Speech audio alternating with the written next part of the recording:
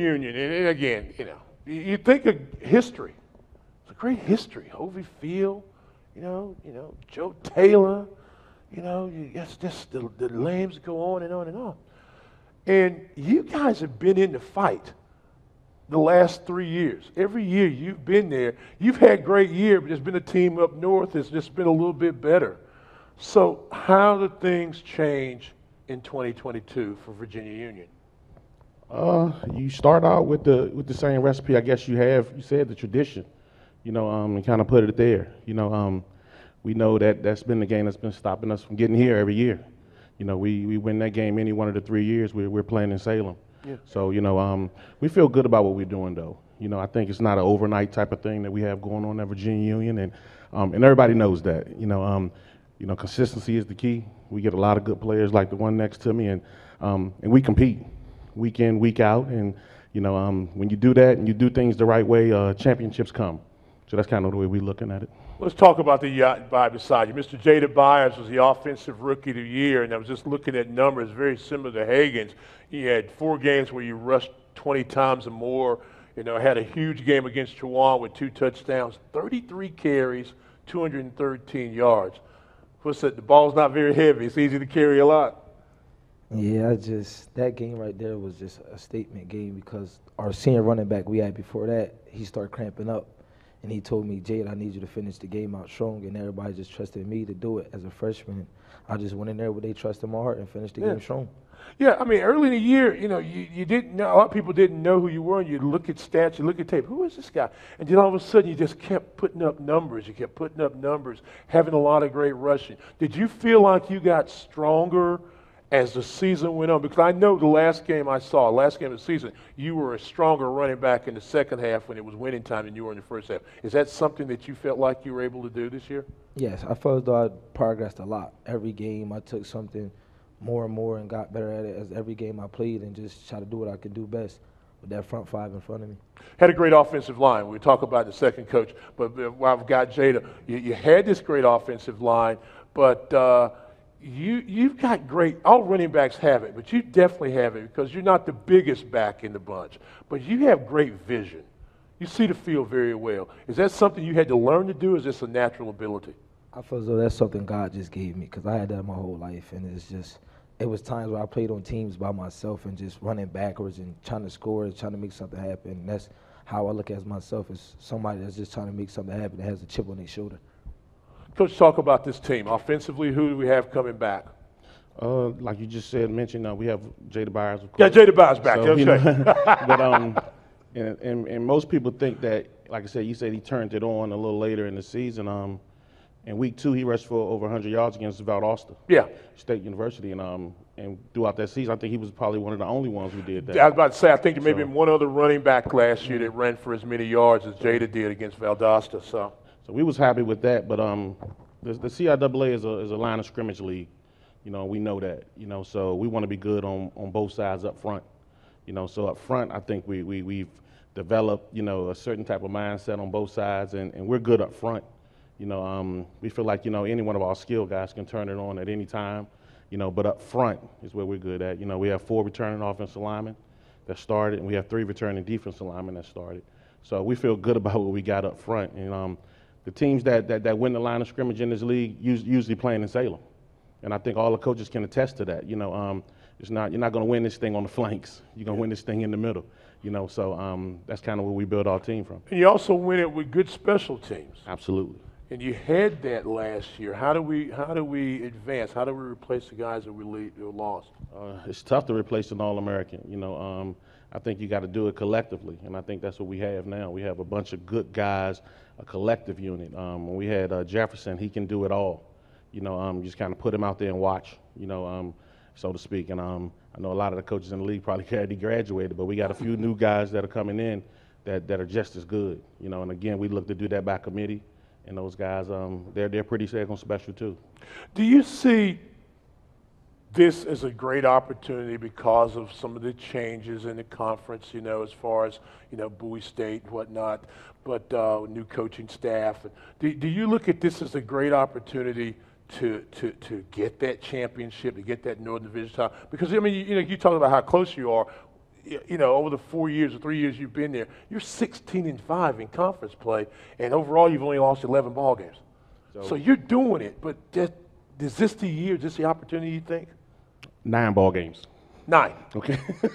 So no, it really doesn't matter who we play. I think I think our most important opponent is our next opponent. We kind of look at it like that, and you can't take away from what VUU has done up there and Coach Wilson has done up there. But I think he's established the program, so whoever's next in line up there is pretty much going to do the same thing. I think so. We know we got to compete come October. No matter who we got to play. So but our next opponent is probably our most important opponent, and that's how we kind of teach the guys, and they know that. But it's hard. It's hard not to look at that schedule and kind of mosey your way down to October and say, you know what, let's put a little asterisk by this game, or this game is just this much more important. But I think when you do that, you lose sight of those 6 that are in front of that. Right. Because in this conference, you had one bad week in October, and sometimes you got to start preparing for recruiting or for next season. You got to make sure you keep it buckled up and ready to go every week. Jada, you're the offensive rookie of the year, so a lot of eyes are going to be on you this year, especially after we're up here talking, and then everybody knows who you are. What are your offensive and team goals for this season? Offensive and team goals this season is everybody want to play at Salem. That's our goal regardless. We don't want to go back up there and spectate. We want to be on the field playing this year. And our offensive goal is just for us to do what we got to do and win every game in the front line, the front 7, like we always do, offense and defense. They were telling me you did a really great job in the classroom. I think you came down here, not transferred, but enrolled here from New Jersey. So what is it about Virginia Union that's really made it feel like home? That's just the best place I could ever wish for. Like, I've wished that was an NFL team right there. That program is just wonderful right there. It's just when Coach Parker first accepted me to come there, when I left Sacred Heart, it just felt like they came with open arms. Like some people don't understand, like HBCUs is the best schools to me regardless. And I feel as though all these coaches is like father figures to me, even though I have my father, but all these coaches is here is just trustworthy. They respect you. They let you just be you and let you just be a young adult, and they just let you not make many mistakes, and they let you teach football and life aspects after that. And when you walk around the halls there, you go in the locker rooms, you see a lot of football great history, a lot of legends, Yeah, I do. I mean, you know when you put on the VUU uniform, you know they're coming after you, right? Yeah. Yeah. They're definitely coming. Yeah. It's a lot of history in that school that it's too much history to talk about in that school. You talked about the schedule at Virginia Lynchburg. They open on the 1st of September. Go down to Valdosta State. And I know you always try to schedule some heavy teams to get this team ready for not only that game, but for CIAA play. So that's going to be a challenge. Livingstone and then a Fayetteville State team is preseason pick number 1 in the South. So a very challenging September schedule. You guys ready for it? You got to be. Not looking for any weeks off. I don't think, we choose to schedule who we choose to schedule in those out-of-conference games. We don't have to play Valdosta. We don't have to play some of the teams we've played in the past. It's by design.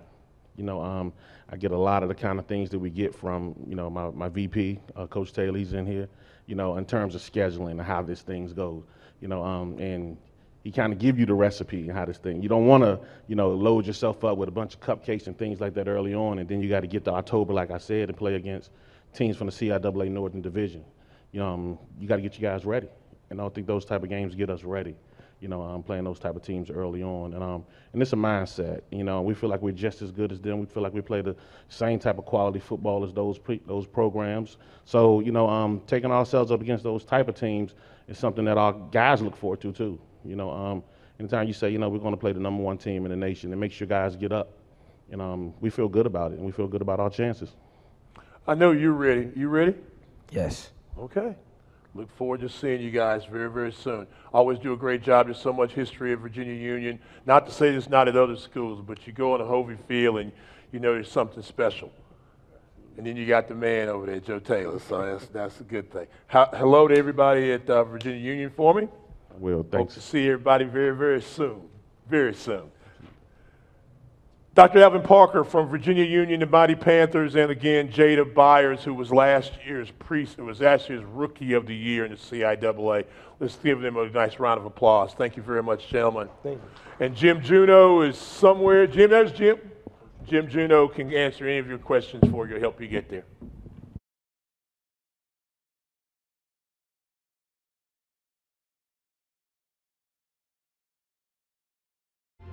For some people, university is just another series of classrooms.